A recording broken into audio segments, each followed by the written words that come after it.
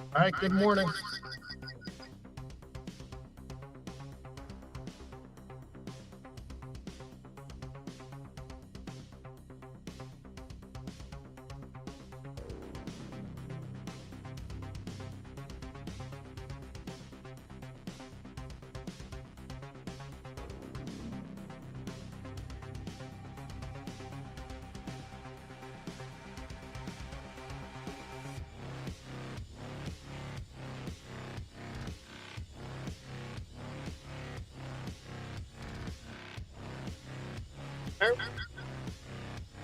Find the echo.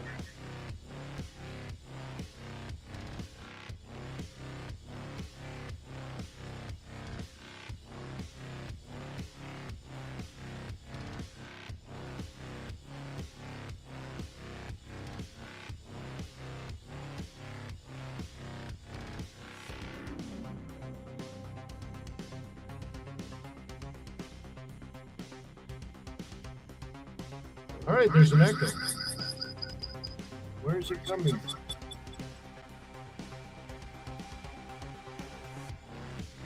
Oh.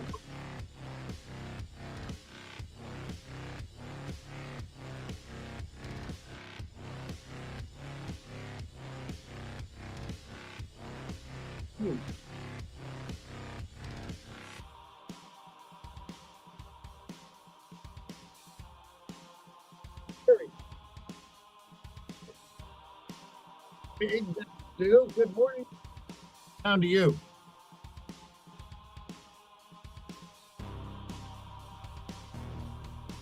Echo for you. I do that. Risk, your performance there in future. Stay small, stay humble, focus on the long term, and never risk money you cannot afford to lose.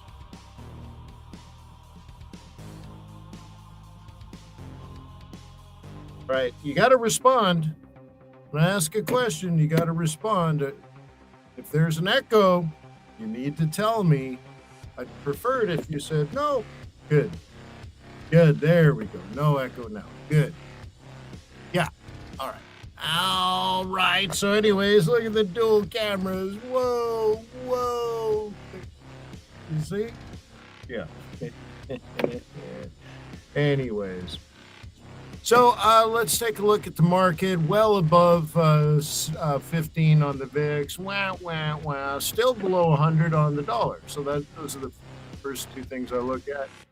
Holy smokes. Look at the yield on the 10-year. And by the way, it's not just the United States. It's everywhere. It's all around the world. I believe that the 30-year JGB is at an all-time high and that kind of stuff. So it's pretty common around the world. A lot of the media is saying this, that, and the other thing about it, but maybe just being in the stock market is the better way, the better investment. Maybe people are just not interested in holding a 30-year bond. For example, the best way to hedge inflation is by buying the stock market now, right? Right. So anyways, maybe 30 years is not interesting to a lot of people, or maybe it's monetary policy. Maybe it reflects way over inflation when it comes to our response to COVID. I still think most of this is a response, our response to COVID. We, meaning the entire world, spent far too much money. By spent, I mean borrowed or printed far too much money. And no one's done a dang thing about it. And so, yeah, you think the stock market's going to go up? Well, we have an extra minimum $5 trillion too much money. Minimum. I think it's closer to 7.5 trillion just from the United States. Where do you think all this AI stuff is coming from? You're like, I can't believe that this company's making $30 billion a month and this other one is going to spend $200 billion building new infrastructure. Where do you think this money came from? Like, you haven't heard this before. Where do you think that $7.5 trillion of fake money is going? Yeah, and if these companies are growing, what was it? Anthropic just reported that their profits are up 1,000% year over year. I mean, dude, seriously. So you're like, you know what I need? I need some 10-year T-note to pay me 4%. And Anthropic's growing at 1,000%. You're like, whoa. So, anyways, maybe it's just some of that. Short end of the yield curve is changing dramatically over the last week, and that has to do with the market's change in sentiment toward Fed policy. The market is 500 below, but now, as you know, technically, we're at levels that we need to be careful about. We're at seasonality where we need to be careful about it. It's important. We need to be careful about certain things. So, for example, if you look at annual pivots and you look at monthly pivots and then you look at seasonality, we're at a place of caution, even though the stock market's doing fine at 78. Holy smokes. Okay. You could get lulled into this excitement about, yay, this is an AI rally and the stock market's been up and up and more up. Therefore, everything is right as rain. Well, everything is right as rain, but also a drop would be right as rain. And we know that. So yesterday, in our internal webinar, we discussed that at great length. Being prepared for a hurricane, for example. And you're like, what hurricane? It's a beautiful day here on the island. Oh, I'm laying on the beach. I'm having cocktails. There's not a cloud in the sky. It's paradise. And then I painted a picture of my belly button ring sparkling in the Caribbean sun. Oh my God, that's so terrible. Yeah, don't worry. If you're like, I wonder what Wayne's belly button looks like. Yeah, there's no sparkly ring. Yeah, if you need to know. But anyways, so I paint this picture of like everything seems great, but you can't see 1,000 miles away. And so I actually pulled up the NOAA, the National Oceanic Atmospheric, blah, blah, blah, Hurricane Center satellite data. And guess what? There's no hurricanes out there. Don't worry about it. But you couldn't see it. But if you had satellite imagery that said, hey, you know what? There is a hurricane coming. And it might hit you, it might not. We don't know. But should you prepare for it? Well, you do you. I don't care. But I'm going to have my cellar prepared. I'm going to have food and water and blankets and batteries and radios, and I'm going to be prepared. Might even have a Glock. What? Thank you, Kamala, for the inspiration.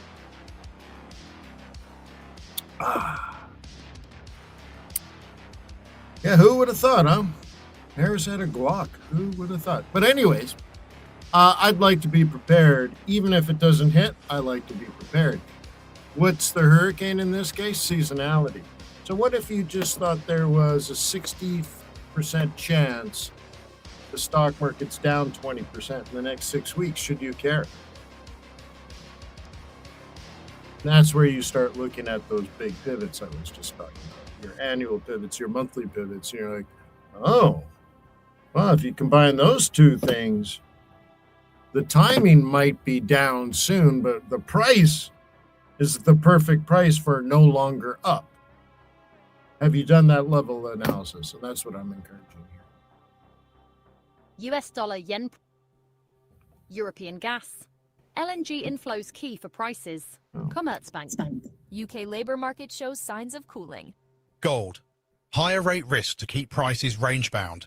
TD Securities, Kiwi dollar US dollar price. Forecast. Kiwi fails to find follow-through above 0.5900. Oil.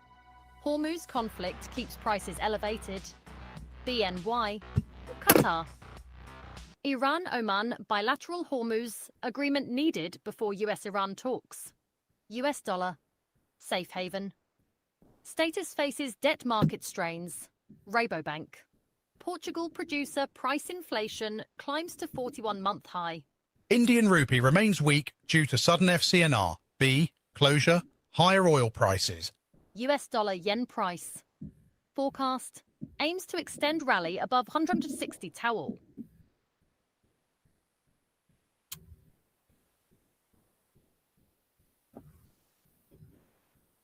All right.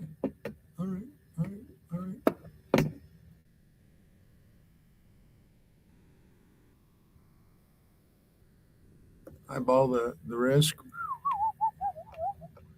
Market's not happy. So now put this into perspective. What if you were looking at annual pivots and it said, probably not any higher anytime soon? Then you looked at seasonality and said, you know what? 60, 70, 80% of the time, not up is what happens.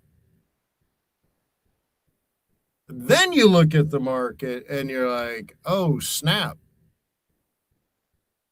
Not up is what's happening. How would you feel if the NASDAQ dropped 2% today? Are you ready for that? I'm not saying, I'm just saying, are you ready for that? Is it on your radar?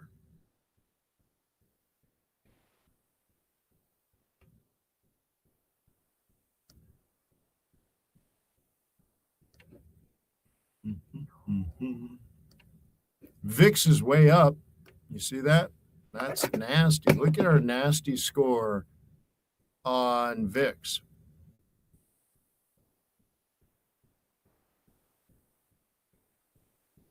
Yeah. So we got to be prepared, right?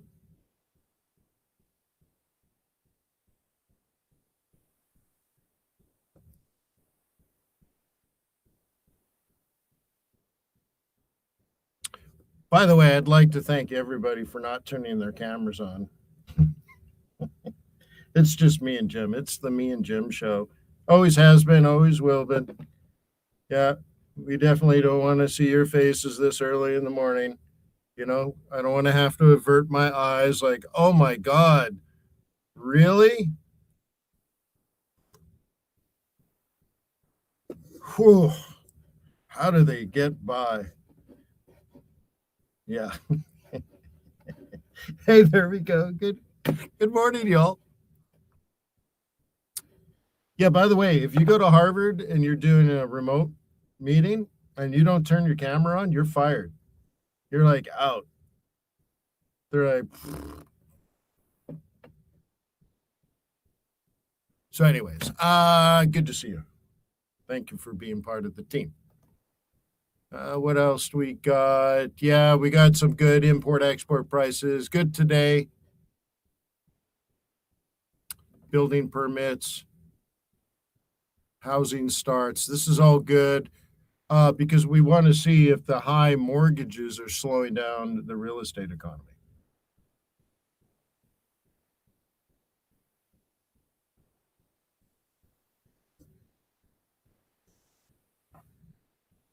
Yeah, non-participation, but it's active non-participation, right? Right, people are here. It's not like they turn on and go away. That's why universities don't like it. You're like, yeah, my AI is going to record the lecture. Like, no.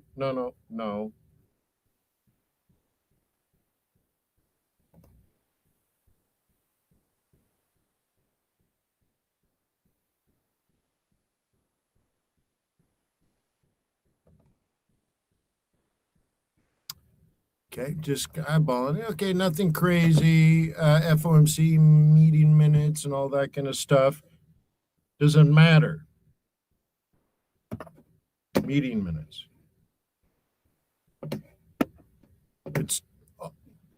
investors are already making the decision. This is why we have yield curve. They already know the Fed and the FOMC specifically, right? The Federal Open Market Committee. The meeting minutes come out and you find out what they talked about. But that has already happened. And they've also come out and spoken at various events, and you get to know, because the meeting minutes don't tell you this person said this and that person said that. They say many participants had this idea. Some participants responded with that idea.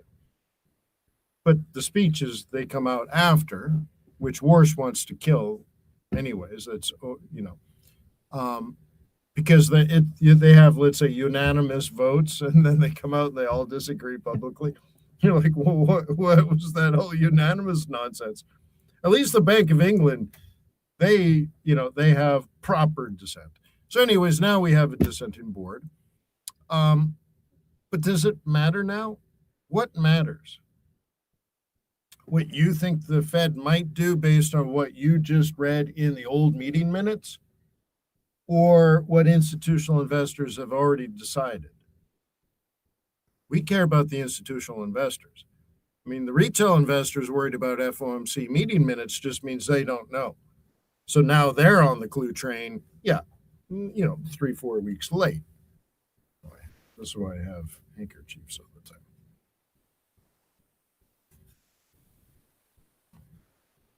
Still doesn't work that good. But so our version of what's in the meeting minutes comes from things like, well, you can look at the COT. Okay, you can look at the yield curve. See, this tells you what's in the meeting minutes. Look at even the 10-year is drastically changed just in the last 24 hours. I think even this, like, wow, interesting. 30-day flow negative. Look at this 30-day flow, and the 10-year is now flat. Whoa! And look at money flowing in here. We already know. We don't know. Let's take a step back here. No, we don't know what's in it in the FOMC meeting minutes. Nor do these people. Because remember, we're tracking money here. This is an opinion. We're just tracking the money. So they think they know. But they're big enough to move the market. I think I know, but I'm not big enough to move the market. So there's two things. I know where the money's being bet right now. Okay. I can see all the cards on the table. I can see the betting.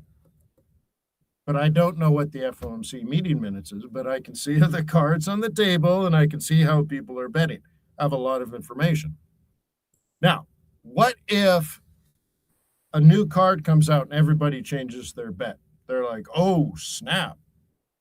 Well, then I know something is wrong in the assumption of the meeting minutes, right? But that's probably not the case.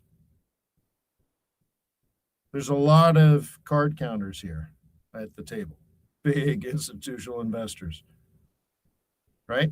I mean, can you imagine being friends with Warsh? Like, he has tons of hedge fund manager buddies that he probably goes out smoking cigars and, shooting small animals with fancy guns and all that kind of stuff, And they're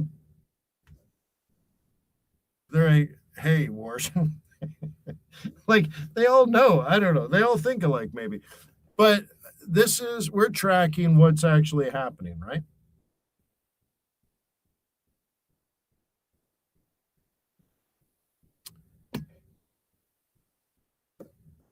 Okay. We're tracking the flow in and out, Zachary. That's all we really care about.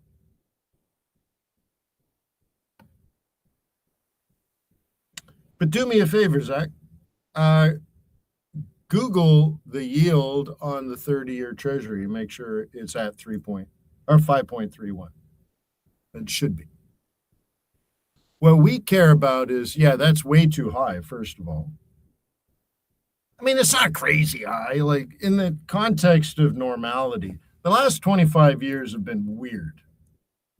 Interest rates being at zero and all that kind of stuff, mortgages at zero. Remember all those days? That's weird. So historically, they're perfectly fine. But nonetheless, what we care about as traders is the flow. Thank you, Zach. So it's right. Yeah. So that's the current yield as of like seconds ago. Okay.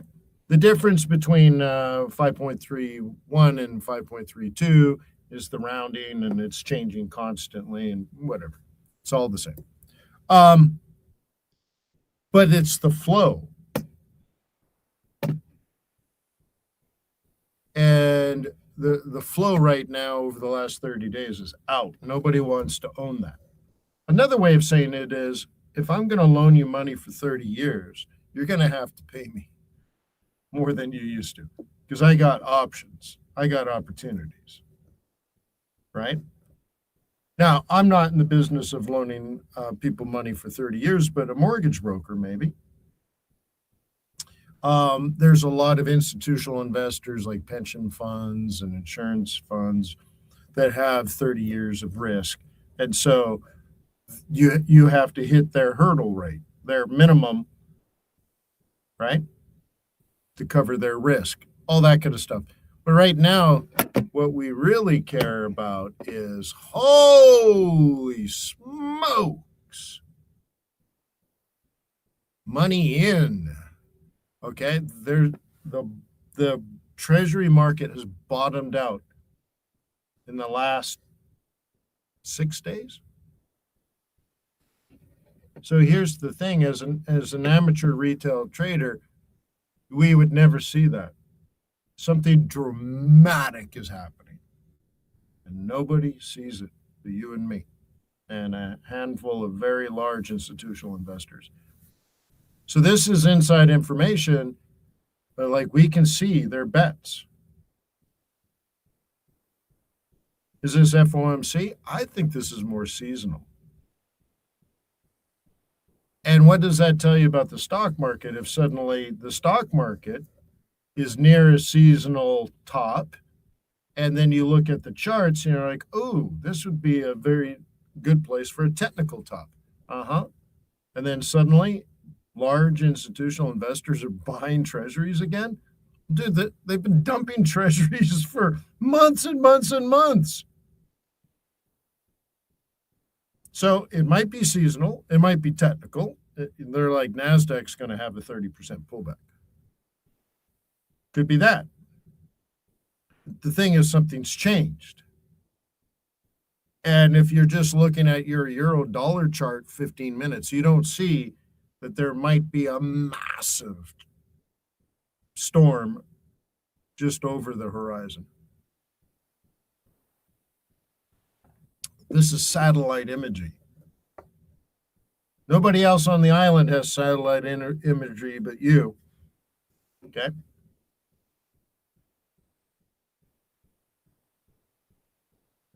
No.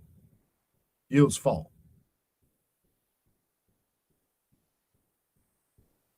Yeah, yields fall. Because think of it this way. Think of it as an auction.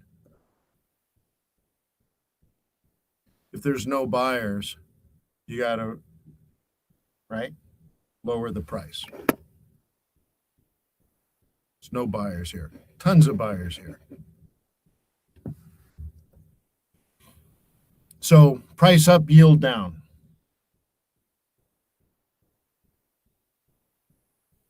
Another way of looking at it is the reverse, right? Hey, lend me lend me some money for 30 years. Well, you got to pay me a heck of a lot more. And if I'm struggling to find people to loan me money for 30 years, what do I have to do? Promise to pay more. Well, what if I paid you 5.5? What if I paid you 5.9? What if I paid you 6.35? Okay. Finally, I find a lender, right? In some of these markets, all you're doing is adjusting the price. You're not even adjusting the yield. In many situations, there is no yield.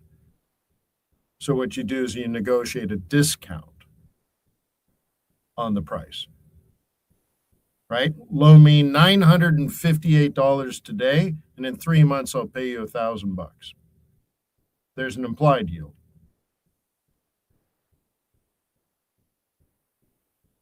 And bonds can get really complicated. Lend me money for 30 years, and I won't pay you any interest payments. But in 30 years, I'll give you some money back. Well, boy, you're going to need a heck of a discount to do that deal, huh?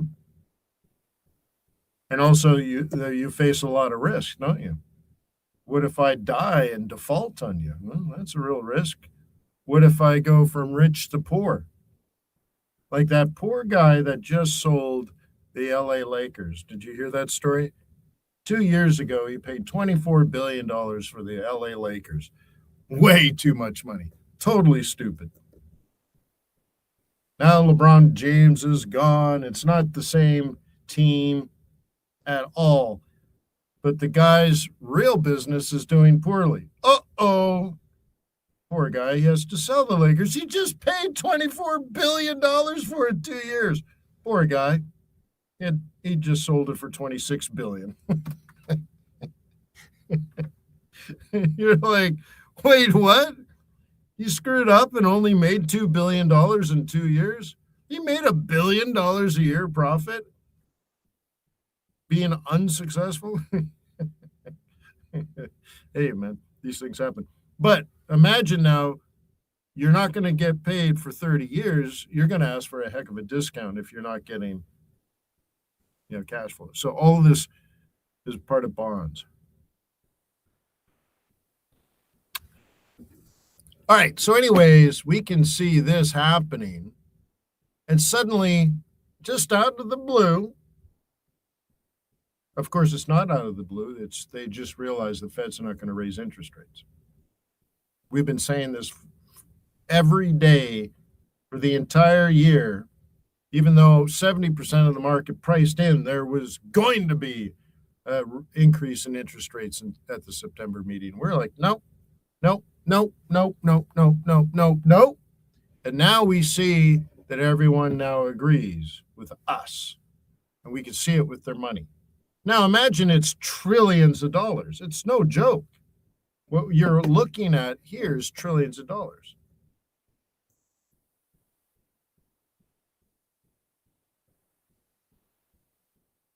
Cool.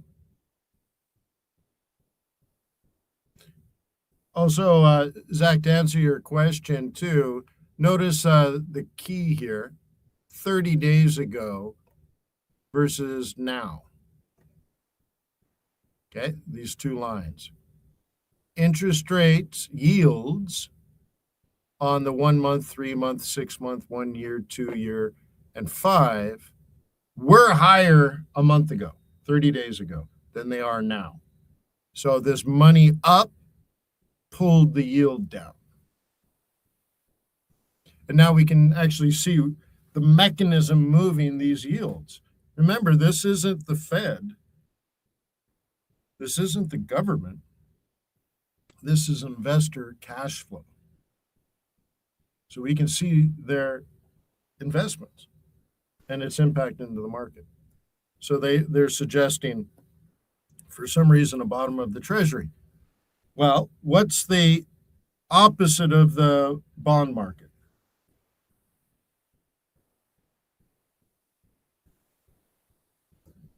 Does anybody know? What did Grandpa tell you? What you're like, my grandpa was stupid. Okay, what did your grandmother tell you? She was smart. No, you're overthinking it. What's the opposite of bonds? Now you're underthinking it. What's the opposite of bonds? The stock market. Yeah, thank you. Stocks and bonds. Yeah. Uranium 237. No. Yeah, actually, I met somebody when I was at the Vegas conference, and she's getting ready to retire soon, and she's got all her money. She decided to build her own retirement account, and she's got all her money into nuclear and uranium. I'm like, oh, sweetheart, that's the right idea if you have 50 years. What are you gonna do in 5 years when you stop working? My goodness, right? But anyways, stocks and bonds. Somebody decided to buy a boatload of bonds, government bonds. No, technically these are bonds. They didn't buy them; they sold them. But okay, bills and notes. We'll just call them bonds, government bonds. So they decided to buy bonds. Where did the cash come from? You think they've been sitting on $1 trillion in cash for the last 6 months, and they're like, now's the time.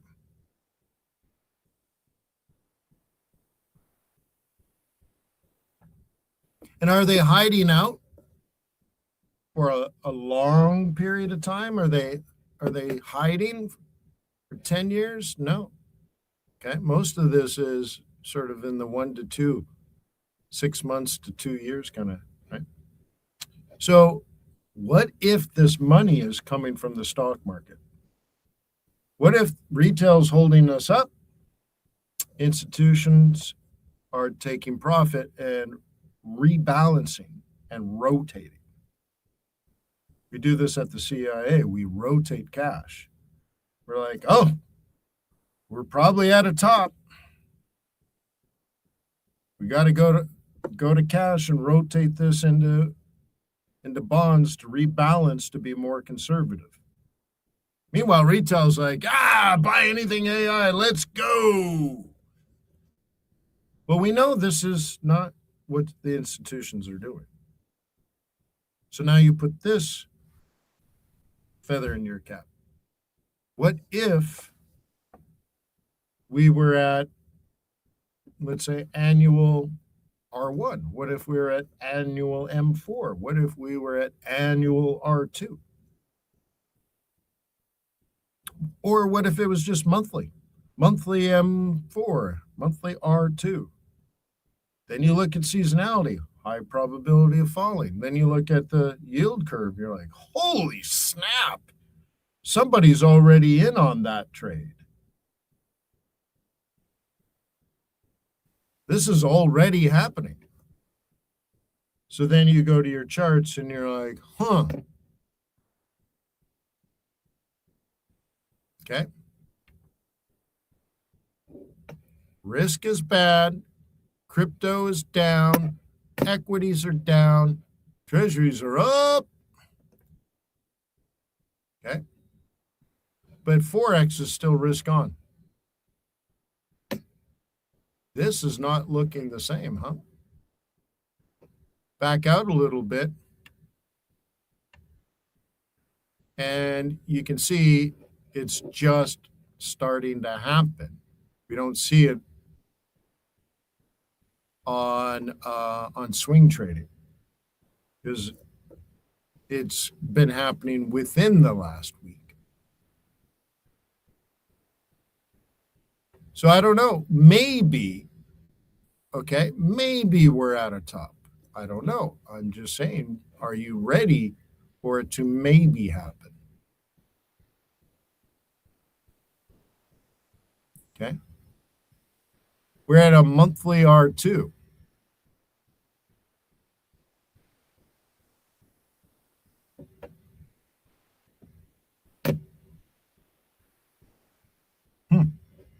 What about NASI? Okay. Could this be topping out? Okay. Top. So we haven't made a higher high, like a legitimate bullish move since May. Are you telling me we peaked out on Canada Day? Hey, all of this is seasonal, by the way. So what's next seasonally for the NASDAQ?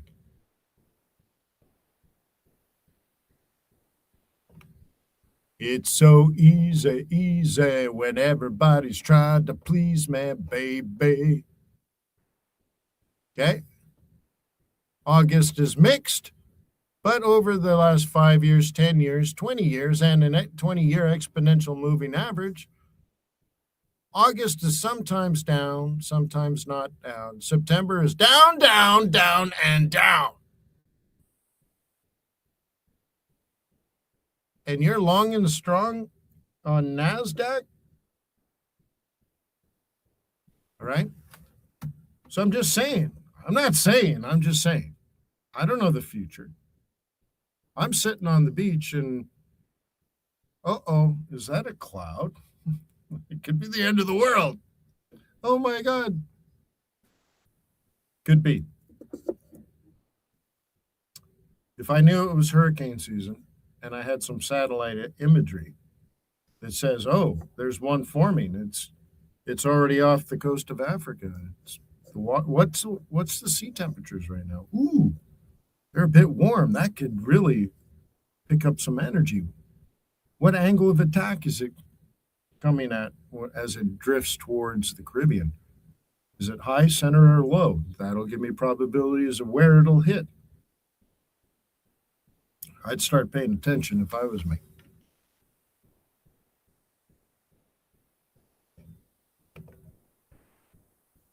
Okay. 60% of the time, down. Next month.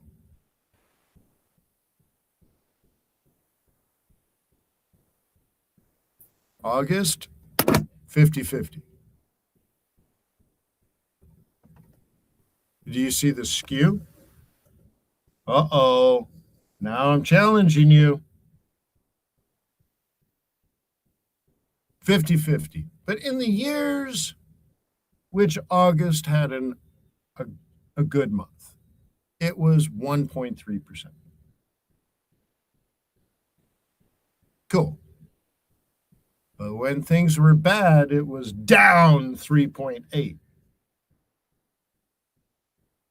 3 times worse than the upside opportunity. Yeah, 3x down, 3x negative. That's not cool.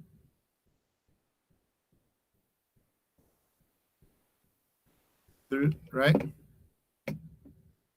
Historical data for NASDAQ does not show a strong recovery pattern in September.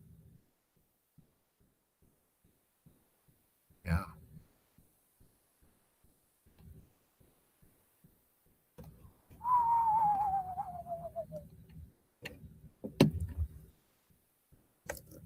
August typically declines for NASDAQ. Okay. Averaging negative 1.22 with 50% historical bullish success rate. Long term, the 20-year pattern shows 1.72%, indicating recent trends are becoming more negative. So do you remember many, many, many years ago when we first met, I was bullish the third week of August?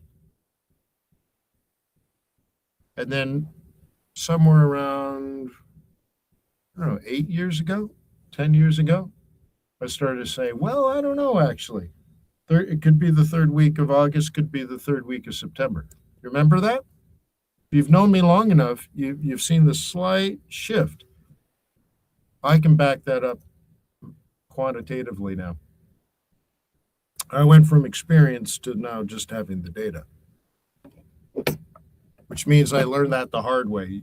You're learning it the easy way, unless you don't do any of this analysis yourself.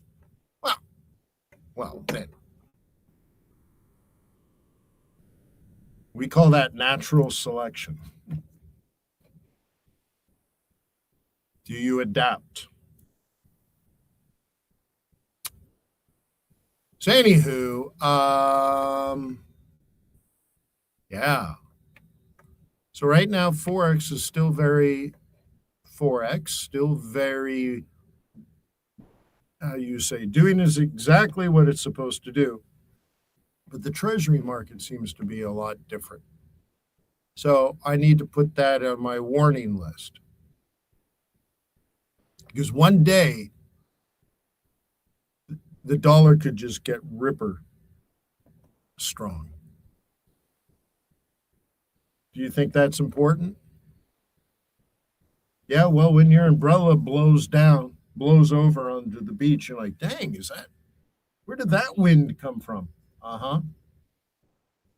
Maybe it's a sign, huh?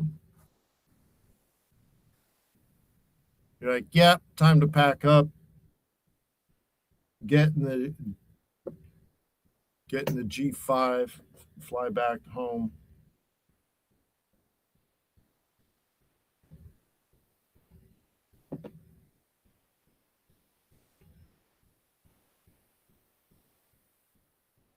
So one day Forex could just recognize, uh-oh, stock market hit a top.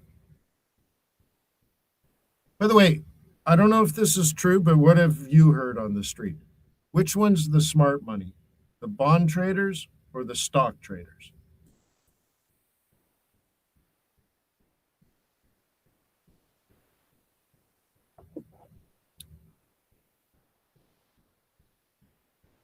Yeah, bond traders. What are the bond traders telling you? They're already long bonds. They already told you they're done. Money's already happening. It's already flowing. They got the satellite imagery. They're like, yep, time to leave. They've already packed up and left. Tourists are still on the beach, loving the sunny day. You guys remember that the year we had the earthquake right around Christmas, and it created that global tsunami? Remember the picture of all the tourists out on the beach? So they're like, where did the ocean go? And they're all standing on the beach. Like, the ocean went away. Come on, kids, let's go look. Too bad they didn't know what a tsunami looked like. That was horrible, huh? Like, horrific. The security cameras on the hotels and stuff, like, they're all standing there on the beach. Look, kids, the ocean went away. Let's go get some sea stars. Holy crap. Now, the earthquake happened thousands of miles away. They didn't feel anything. If they only knew to watch the treasury market as a signal for the stock market to decline. Like, they don't know. So I don't know what the stock market's going to do, but I think there's enough warning to be careful, to be cognizant.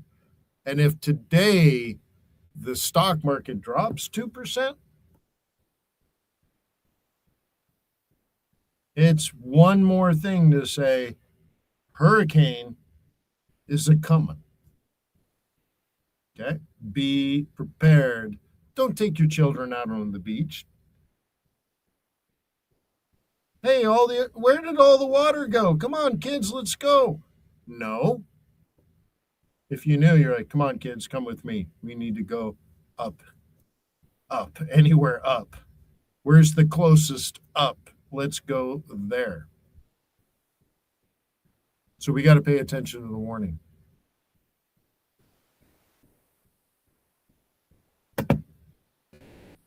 So you're not going to see it in the long-term charts, except maybe like resistance patterns, right? Like this NASDAQ. What if we come up, we tickle 30,000, and that's the top for weeks and weeks and weeks? Are you ready for 8 weeks down? Are you ready for 6 weeks down? I don't think it'll be 12 weeks, but it's probably going to be more than 3 weeks. Are you ready?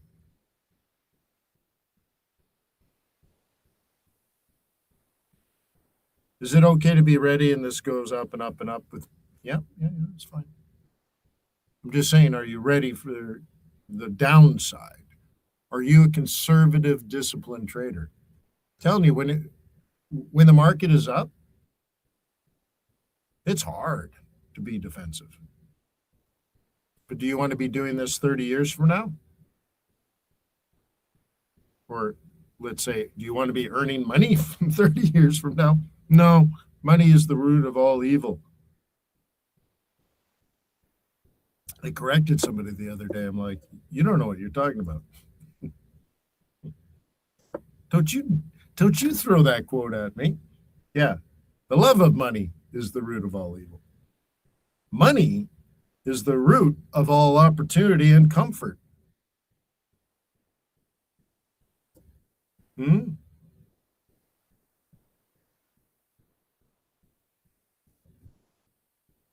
So, anyways, are you ready?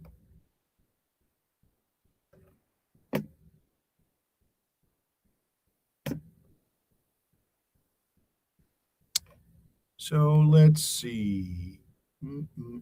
Yesterday, we spent a lot of time on technicals, how to do a setup. Did you guys practice? Is that more clear?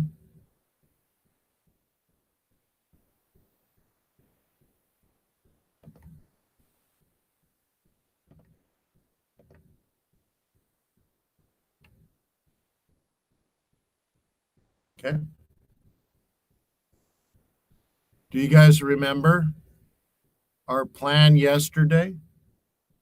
Aussie dollar up, buy a dip. We looked at the price action. We looked at the pivot point. We looked at the Fibonacci. We looked at the moving averages. And we said a pullback, right?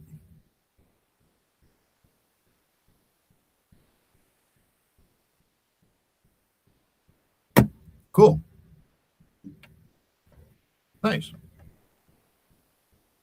Well, it worked. You're welcome. Remember, picking the asset is 1,000 times more important on how you decide to pull the trigger. So I'm going to say, peace on earth. May the pips be with you.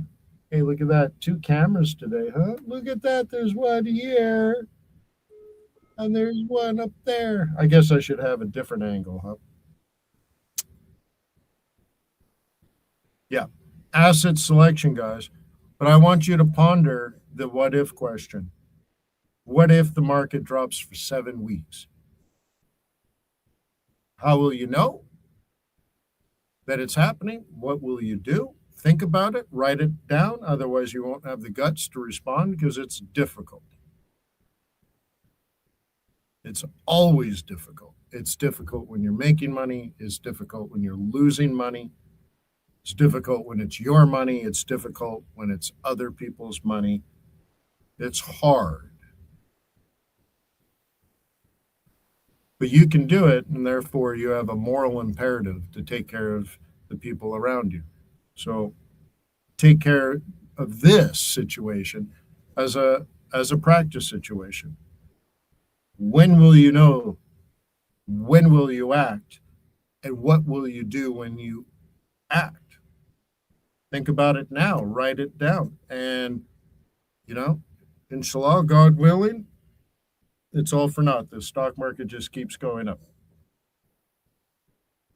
But that doesn't pay doesn't pay the medical bills if you're wrong. Remember, defensive stocks, you got to have food, you got to have medicine, right? And those are the things that are going to be difficult if you make the wrong choices, or even worse, you see the hurricane or you see the tsunami and you just stand on the beach and do nothing.